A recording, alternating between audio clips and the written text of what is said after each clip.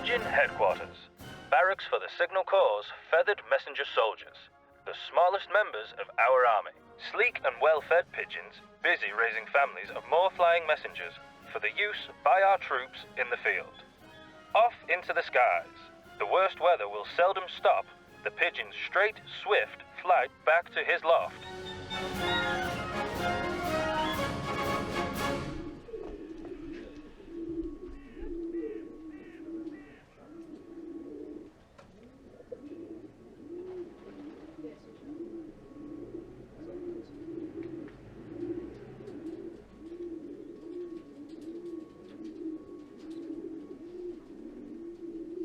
Totally different to how people perceive them, like flying rats and stuff like that. They really have a character. They get to know you, you get to know them. They're all absolute individuals, and it's really rewarding when you can bring that out of them in a racing pigeon and get it to race home to you to win the major prizes. It's an instinct with pigeons to home, to come back to where they get fed and where they live. We kind of nurture that and race them back to where they live. And there's a big community of pigeon fanciers, especially in Manchester, where we all race against each other every week. And that's what it is, basically. Come on. And then just 2 weeks later, he finished 11th in the big national, in the National Flying Club. So yeah, he's one of my stars of the lot, if you like. Eric the Red is called after Eric Cantona. Cheers. My name's Steve MAYLETT, born and bred in Ancoats, Manchester. Still here now to this day. Brought all my children up in Ancoats. And yeah, my hobby is racing pigeons. Obviously, routine is up in the morning, scrape all the shelves out, all the floors out, change the water, fresh food, and then again in the afternoon. Where you can get away with feeding them once a day in the winter months, but when they're getting ready for training and racing, I feed them twice a day. And then you'll give them the minerals, black minerals and pink minerals and all the vitamins you can to keep them healthy that way. And then you'll worm them, and just like you do with like a dog, you know what I mean? You look after them, the more you repay it, I believe. You've got to be comfortable in their home. I mean, you've got to want to come back to that home. Best way I can explain it is, you have your pigeons in your garden, I have mine in my garden, Les has his in his garden. So then we're all individuals, we all do our own tricks and try to make them win. I don't tell you much, because I don't want you to know. I might go twice a day. You don't tell me much, and Les don't tell anyone much neither. Although we say we do, we will point them in the right direction, but once, to a certain extent, you want your little secrets to yourself, don't you? So then I'll train my pigeons to go in the back of my van every morning, without doubt. Friday night, you'll all turn up at the pigeon club with your own pigeons, and then you go through a marking procedure where you don't see your pigeons then once you take them to the club. And then before you know it, they're on the wagon and gone.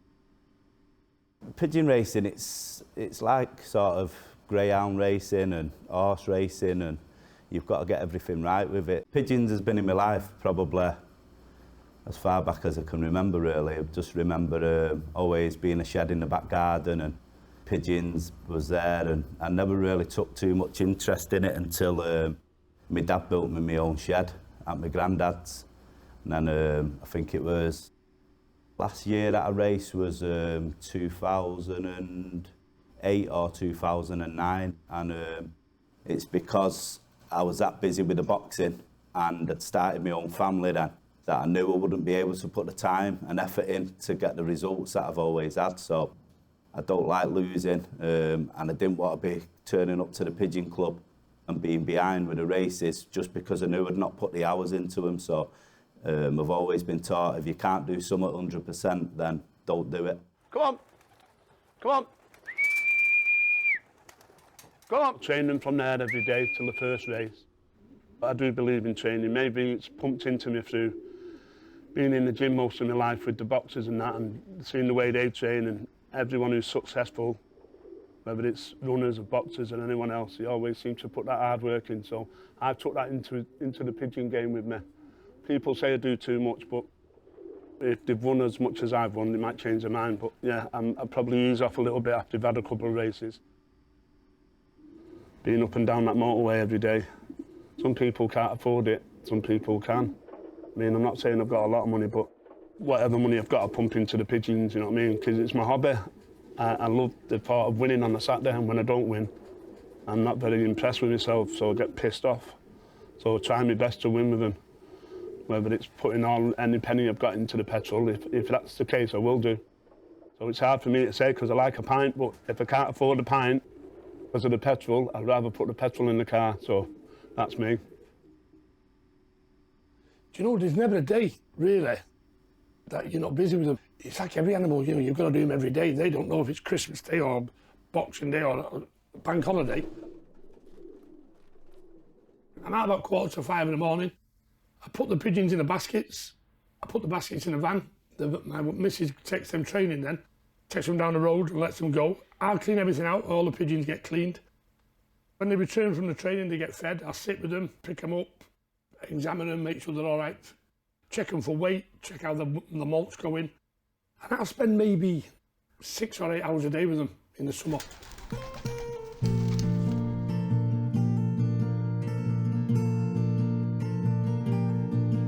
I was about 10, 11, when I had a fascination with all kind of birds, feathered variety then.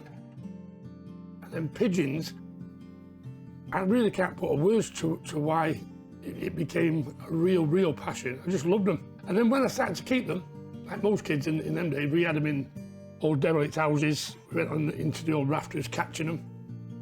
And you really see that they do have character. And I got into it by being a kid, keeping them with all my mates on the estate, because them days there wasn't really much else to do. No computers them days and stuff, so it was as common as playing football with the lads in the street. About 15 of us on the estate, on Oddsall, we all had them. We all had pigeons. We had them in our mum's bin sheds, so we got rid of the bins, built a little pigeon coop inside the bin, it wasn't big. And then one of the lads who was part of it all, his dad, used to take our pigeons down to Sandbach on a Saturday where he worked and let them all go. We had a little mini race within ourselves. There was a church on the estate, Clement's Church, and everyone was dumping rubbish on it. There was no fencing around it. So we asked the vicar that if we cleaned up the land and fenced it, could we build pigeon lofts on there? We got permission, so I was the first one to do that. 4 or 5 of us ended up on there, and then we all had big pigeon lofts, and we built lofts, we fenced it all off. And that became the real start of it. Then I was about 14. To 17, I then moved on to a property in Salford with a mate of mine and went partners with him. And then that led me to where I am now. Well, we had a bad winter that year. All the roofs broke, the housetops around here and stuff. Anyway, just before that, my mum found a pigeon battered and she brought it in a box and I looked after it on the veranda. And when it was fit and ready to fly, that's exactly what it did. It flew away. A couple of days later, you heard tap on the veranda door, and it was the same pigeon come back to that little box what I'd been looking after it in. I went to see one of my dad's friends, a fellow called Alfie Wright, and he gave me some proper racing pigeons. So then he told me about, you know, how it all works. You go and join your pigeon club. Skip it a bit. I ended up joining a club in Newton Heath called the Newton Heath Working Men's Club. Apparently up to last year and the year before it had been going for 100 years. It's just shut down now. Like I say, over a couple of years ago it shut down. But some of them old pigeon fanciers will be turning in the grave. It's a shame. It's a shame that it did shut down. I had them for a few years and just on the veranda being a kid, and then I found out about the other kind of birds in my life. The feathered birds had to go, and then as soon as me and my missus got our own house, our first house, the first thing what was sorted out was a pigeon loft on the veranda, and I've had them ever since, yeah. Some good times, some bad times with them, but more good times, glad to say. Pigeon men are notorious for helping different charities. Don't get really a lot of praise for it, and we don't get a lot of coverage, but we give a lot of money to charities. During the past, I've organised auctions for people who've died and their wife can't bury their husband because they've got no money, and I've raised money for that, and that's been really rewarding. About 5 years ago, no more. Oh God, about 8 years ago now. There was a kids' football team, a local team to me, and they had a few rogues playing for them, young lads, and they were from different backgrounds, trouble backgrounds, and the manager quit, and they had no manager, so they couldn't do anything. And the team was really going to disperse, and these lads were only 14, And you could see they were destined for trouble. So I became, reluctantly, the manager. They had no equipment, they had no kits. So with the people I know, I got help, like friends sponsored them and bought them kits. I had a pigeon auction. I asked all my pals in the game to give me a pigeon for free. I auctioned them off and they got just under 10,000. So I was able to buy all the equipment, secured the gym for the year for training, used a minibus to pick them up and take them to the game on a Saturday. I actually entered them into a tournament in Holland, took them all to Holland and paid for them all. Let's go to Holland and they won it. So when I dropped them kids off, to see their faces then, and the time that they'd had for 3 days in Holland was really rewarding. And that's all come from pigeons. Every Saturday just waiting for them to come home and seeing them appear over the house roof like a bullet, and just go right over your head and right in the loft, like it wanted to, like it meant to be, you know what I mean? It's done exactly what you trained it to do all week or all year or for 10 years, you know what I mean? So that's the rewarding. I just love them Saturday afternoons waiting for the pigeons. Still get the butterflies in my stomach now, waiting for them. It used to be bringing people together. I used to love nothing more from the ages of sort of 12 to 18 of taking my pigeons to the pigeon club, which was connected to a pub. And then I might stay in the pub for a few hours with my dad and my family and the other pigeon men. Then there'd be sort of karaoke on and stuff. And I'd spend like a lot of my teenage years sort of being surrounded by my community and stuff. And it was good. It was a good upbringing. There's no youth clubs around here anymore. There's no pubs around here like anymore. They're all bars and stuff. But you was just accepted into the pub and everybody knew you, I'd speak to you. It's good for your social skills and everything. But I just feel like a lot of that's been lost. We were all rum lads, you know, like as we grew up. And a lot of the lads who I knocked about with who didn't carry on with the pigeons, a lot of them have ended up in trouble, jail, and I think the pigeons kept me on the straight and narrow more because I knew I had a responsibility to look after them. If I was to get put in jail, who's going to look after my pigeons? And that was just a progression of life then in Salford and where we were from. None of us had a lot of money. We weren't from wealthy backgrounds. So if you wanted something, in our day, your mum and dad didn't have the money to give it you. So a lot of people turned to crime to go and get it. And if I'm honest, I probably would have gone down that route. I'd have been part of that. And maybe it's the pigeons that kept me away from that. And it'd be nice to think that these schools that are in my organisation now, some of the kids in there might be the same. They might be destined for trouble. And they might just get the bug or the passion that I got when I was a kid, and that might keep them out of jail. And if it keeps one kid out, it's worth it. I don't know why, but I always see Britain as sort of the home of racing pigeons. It's sort of got it ingrained in it a little bit, sort of from the council estates and stuff. So I'd like to see sort of Britain still flying the flag with it. I'd say globally it's big, but in Britain it does seem to have died off a bit over the last sort of 10, 15 years. There's a lot of prize money in like big races around the world now. And a lot of people are just sending the pigeons to that. They don't actually race them, but they're sending to earn money from it. More and more people quitting now than ever. And that, believe it or not, is because of Brexit. It's so difficult now for people to carry out their part of their hobby. Because a lot of guys like the long distance racing from France. And now it's got much more difficult because the French authorities, because we're no longer part of the EU, have made it very difficult for us to take our pigeons into France to release them. And that's really hurt a lot of the old guys. Years ago, you could keep your pigeons at home, you could keep a few chickens or whatever you want. Nowadays, there's covenants on all new buildings. You can't keep poultry, you can't keep pigeons. There used to be lots and lots of allotments where you could keep your pigeons or your livestock if you didn't have back gardens. They're diminishing. They're building on them, they close them down, they don't like the pigeons. They'll keep them open for like gardeners and growers, but they close them down for pigeon men. Everyone in our game is older than me. They can't be asked going online, downloading this and getting vets round to sign what these veterinary papers, what they've got to have, and these licences they've got to have. And they're thinking, at my time of life, do I need all this nonsense? So they're quitting. You know, it's time to get out. And we're losing more members now than we've ever lost before, at a much faster rate. It's quite worrying, really, how many people have quit in the last 18 months to 2 years.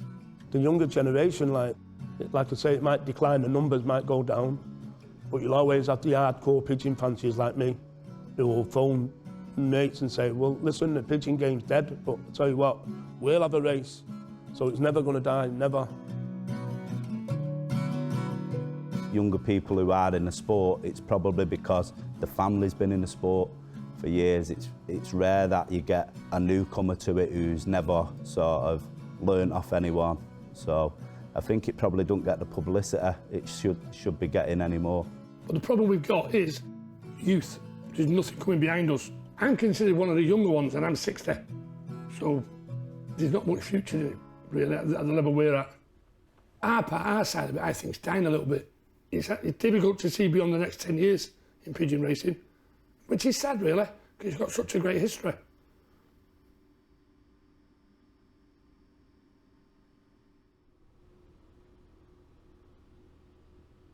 If you get a good position in the national, your name's made for pigeon racing.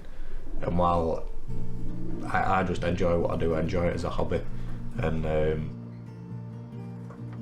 not overly bothered by that, but I think that's my main goal, is just to work towards getting a good team together, getting a good routine, a good system, and getting a good position in the national. For me, the best part about pigeon racing is seeing your pigeons come home, especially when they finish well and you can tell they've tried. Obviously, when you get that feeling and you've won a race, it's absolutely brilliant. I absolutely love it. It's just something I enjoy. To anyone who from the outside who looks in, they're all just pigeons, and a lot of people won't tell the difference between a pigeon in the loft there or a pigeon that's eating chips on Hyde Market. But obviously, if you race pigeons, you can tell the difference instantly. But when you spend time watching each individual pigeon, you just sit in the loft watching the characteristics. You'll always find different characteristics. Pigeons that are quiet, pigeons that are dead boisterous, pigeons are more tame than others, and you learn little things that might motivate them a bit. But yeah, they've definitely all got their own personalities.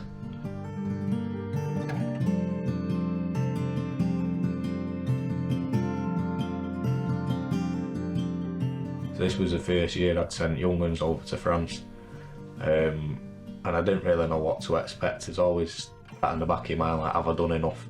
But I'd got this end set up, and then just before I'd sent her to France, I had some babies in another nest, so I just floated a baby under her. I thought it might motivate her a bit. So I'm sat in the garden, I'd had another race, a shorter race earlier in the day, I'd got all them home, and my granddad who I fly with was in Benidorm, so I was on the phone to him, telling him about the Amal race.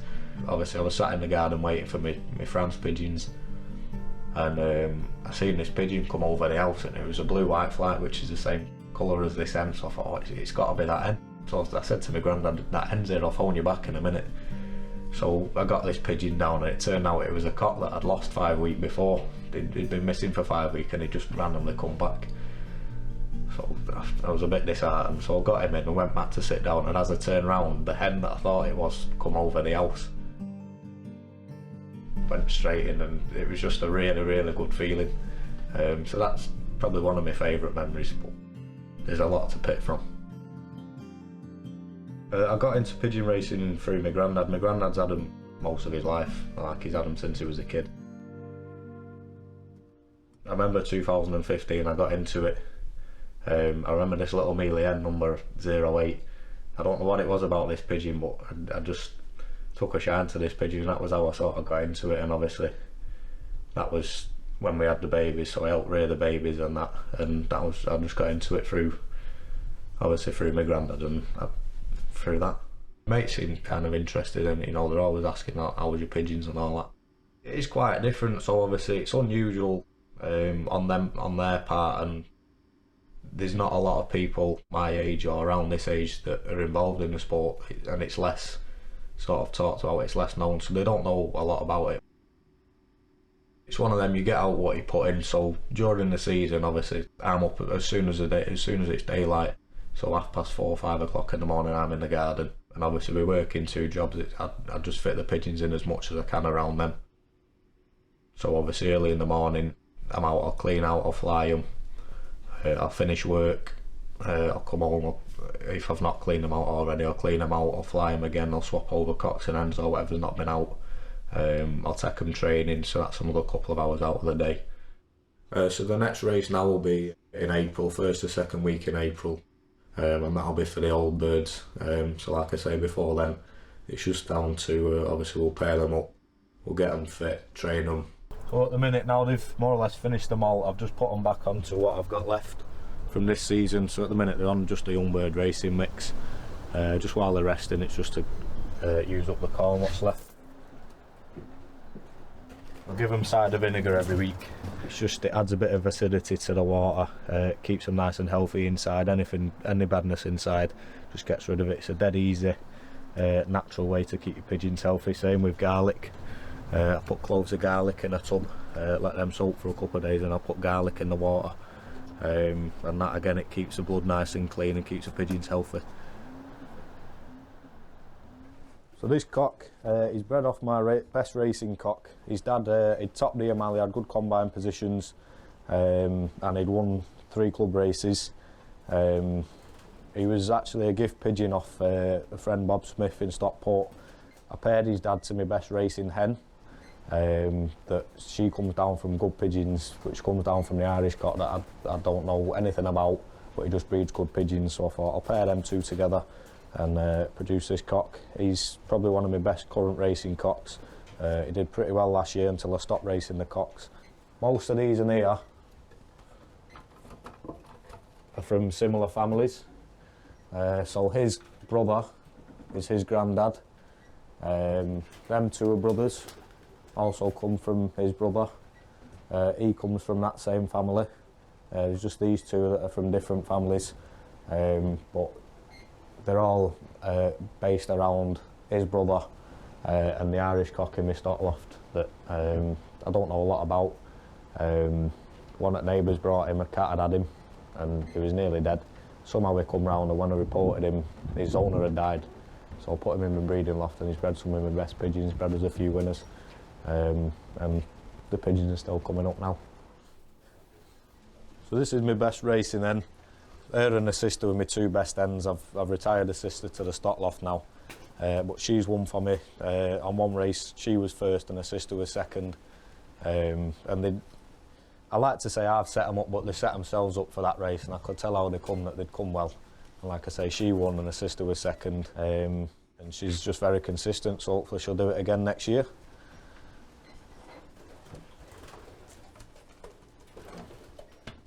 Obviously there's not a lot of it about now. It is unfortunately a dying sport. There's quite a few clubs shutting down just because of the lack of members. Obviously there's been a lot of changes to do with Brexit and that, in terms of channel racing and whatever regulations you need.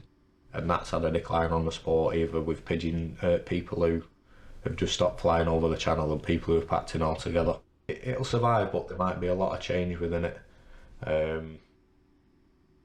But that's just one of them things you just got to wait and see.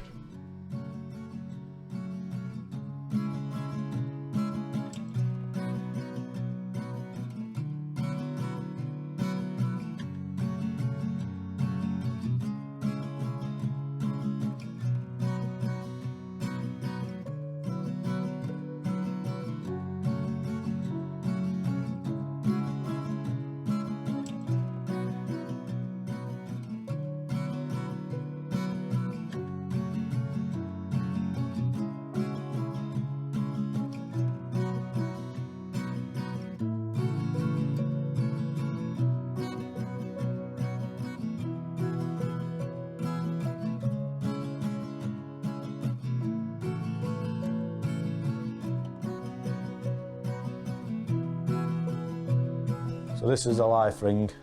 So this ring goes on when the pigeon's a baby, when it's between about 5 and 10 days old, and then that stays on for the rest of the pigeon's life. It don't come off. So that ring's registered to my name, so that pigeon's now registered to my name. This is the ETS ring, the electric ring that clocks the pigeon in. So inside that is a chip that's got the number off the life ring registered to it. So then that chip is registered to this pigeon. So when you take the pigeon to the club on a Friday, you scan that ring and that registers the pigeon for the race. And then when they come home, they'll land here, go over the track there, and that'll scan on the pad. So it registers what time it clocked in, you take this bit to the club and it reads out off the times and you work out the velocity from that. What the majority of pigeon flyers are obviously getting on a bit, especially some of the top ones. But there's still plenty of people do it. It's just, you can see each year, like meetings, events and all that, getting quieter and quieter. Like the Blackpool show, you can see it getting quieter and quieter and quieter. But there's still plenty, it's still alive, there's still plenty about. So has it finished, this pigeon thing, or has it not started yet? Finishes tonight. Good afternoon, everybody. Welcome to the Blackpool show.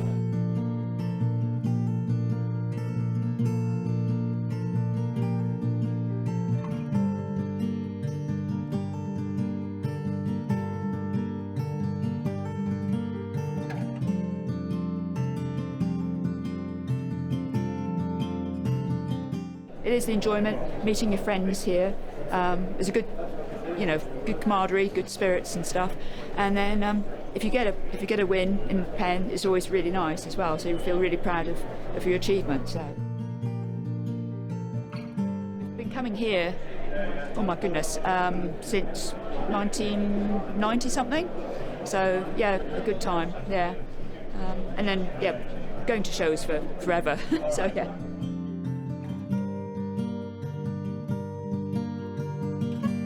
Because a lot of people were running it down a little bit this year, said it might not be as busy as it normally is, and really painting a bad picture, but it's been absolutely brilliant. It's been a fantastic turnout. Everybody, all the stalls are making money, everyone's busy, the sales have gone really, really well. So yeah, it's been superb, it's been a good show.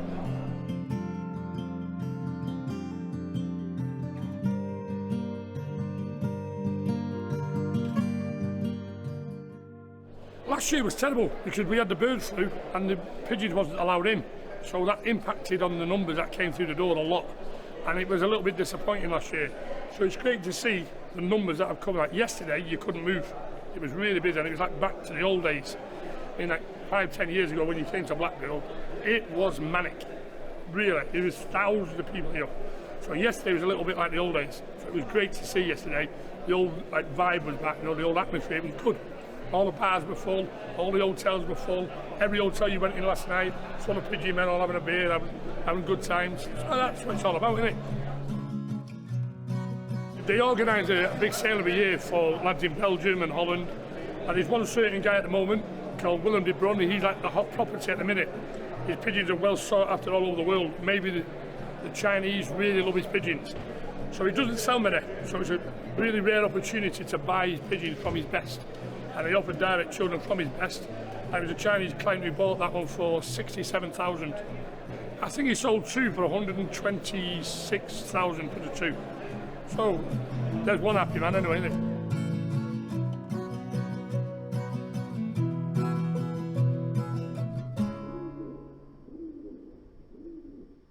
First year I came in 1977. I've been stewarding here ever since. When it first started, I think there were about over 20,000 came. It started off in 1977 with the Olympiad, and then it's gradually gone down every year, but so has pigeon racing really. Of young people who want to get in it, there's always people in the pigeon fanciers, they'll help them out. They don't need to go and pay money for good pigeons, because if you ask any pigeon fancier, they'll always help you out.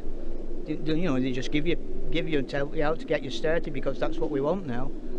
I've got a grandson, he's not interested in them. I've tried all my best to get him interested, but he's not interested. I think there's about 3 or 4 generations come from people who started in 77 and kept coming and kept coming. There's not very many youngsters coming into it, but generally speaking, people that show pigeons at least are getting older and retiring from it. So yeah, it's disappointing side of it, but yeah. We do see a decrease in the younger people coming into the sport, so probably a lot of elderly people can't travel, but yes, it does give great satisfaction to people, to see the birds performing, coming out of races, and once they're healthy, and it's a deserving sport, definitely, yes. Yeah, sadly, the attendance of the show, is declining a little bit, which is like in line with the general decline in the numbers of pigeon fanciers. But we are hopeful that there are ways and means that we can reverse the trend and hopefully get more people interested in the sport of pigeons. With the impending storm coming into the country, we think it might be wise if we unpen a little early. So you may now unpen your birds.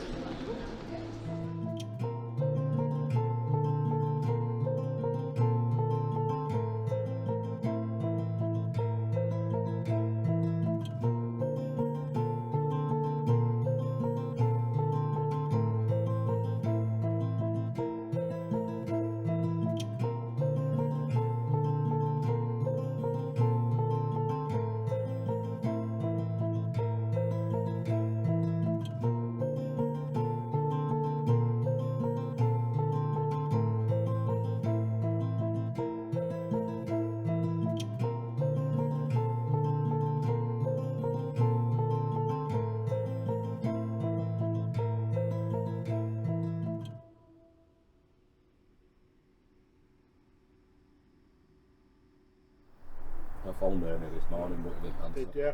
Yeah. Yeah, he's not very well, is he? No, he's got that dog now, and he's keeping him busy. That's good.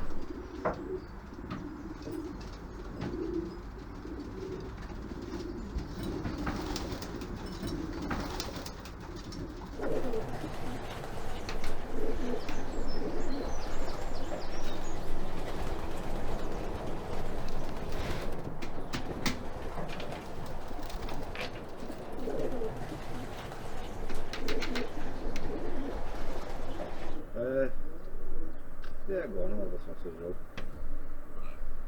Alright, nice one. Yeah, alright, nice one. Nah, I'll be alright, Tom, mate. Oh, just have a brew me.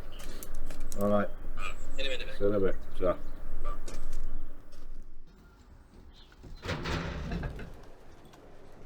Yeah, my granddad got given some of these when he was a kid. The Les Paul? They were about fucking 30 years old then. Genius.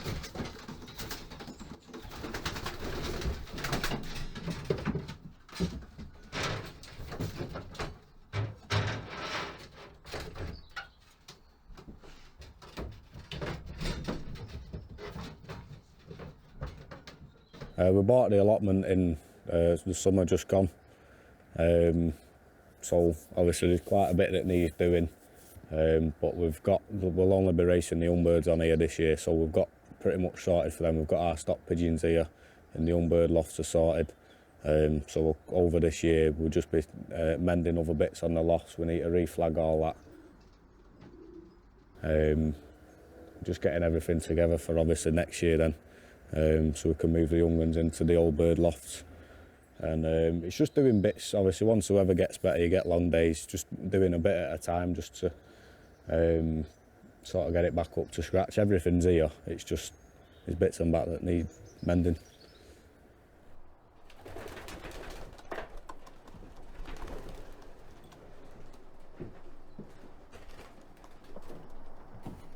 Right, I'm pairing stock pigeons up for breeding our young ones for 2024.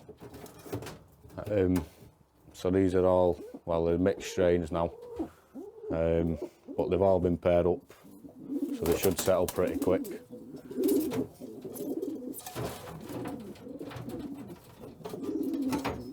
That's pair number one.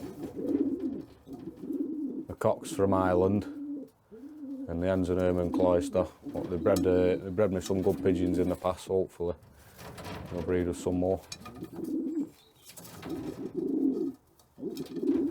So then in about 7 to 10 days she'll lay 2 eggs, and then after another 18 days they'll hatch, and they'll stay with the parents for about 3 or 4 weeks. That's 4.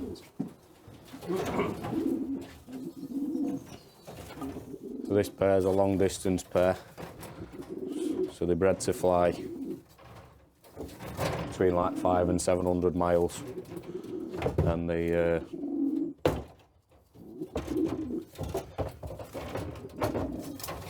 hopefully we'll get some good young ones out of them. It's the first time breeding out of them here, so the box ain't fucking working.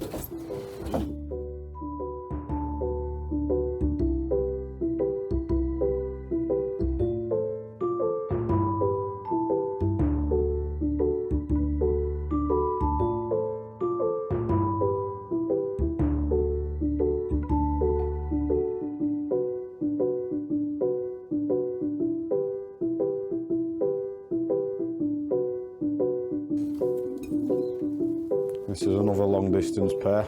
This hen's bred by my mate Dave here.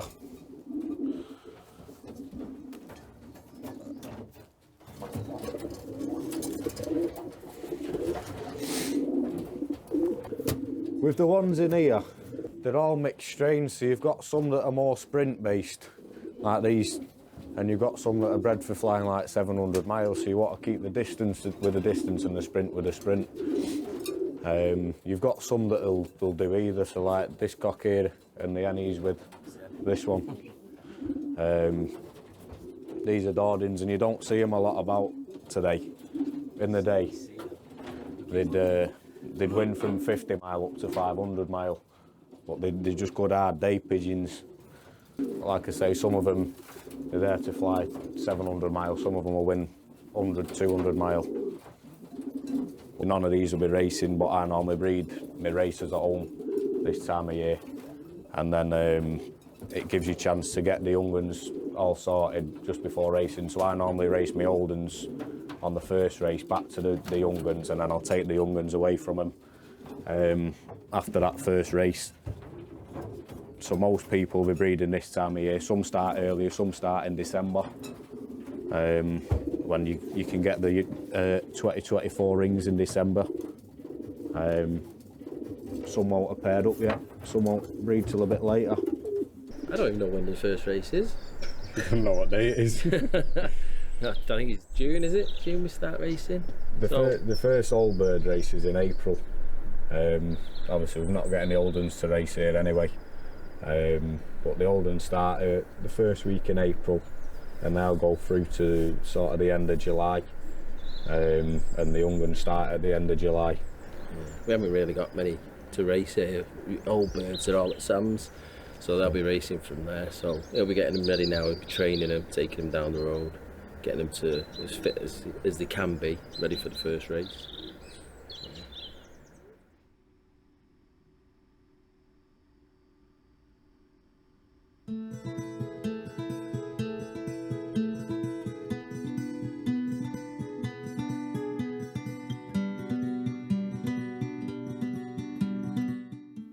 I don't really want a lot in life, if I'm honest, so pigeons are enough.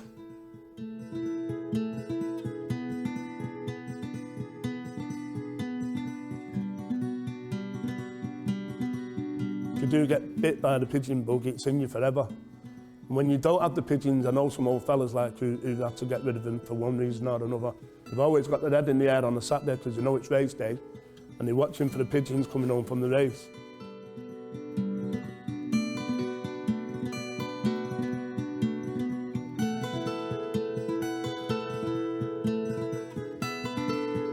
With a lot of people who are involved, they'll all tell you, like, once you start, you don't stop, it gets in your blood.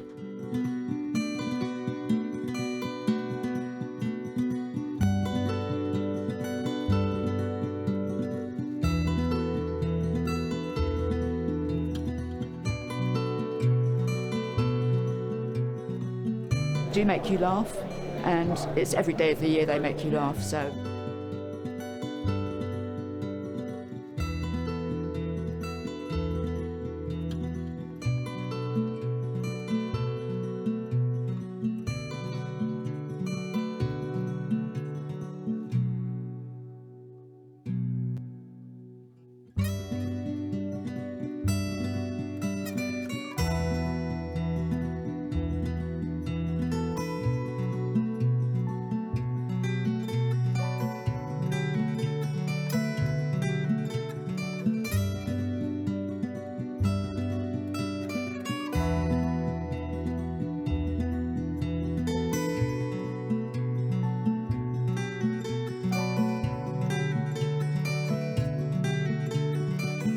If I ever retired, what would I do?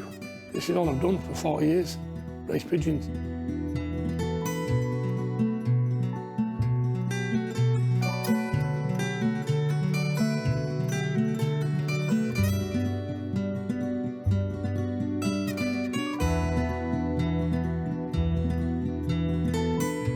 It'll always be pigeon racing. Even if it has to go underground, it'll be pigeon racing.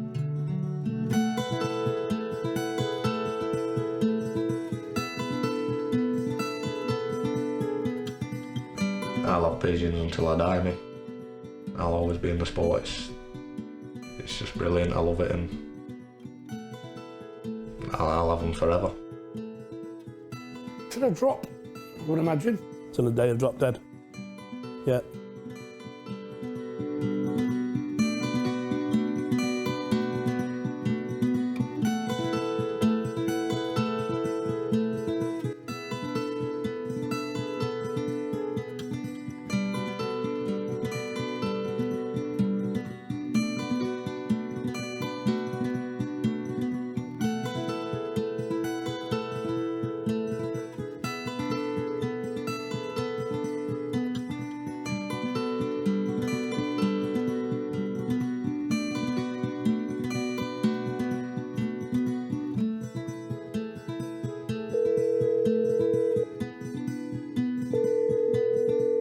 And the birds come pretty well.